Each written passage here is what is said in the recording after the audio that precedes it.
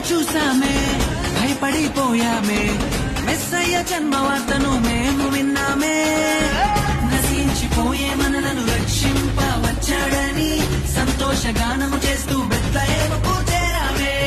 నశించిపోయే మనలను రక్షింప వచ్చాడని సంతోషగానము చేస్తూ బెత్లెహేముకు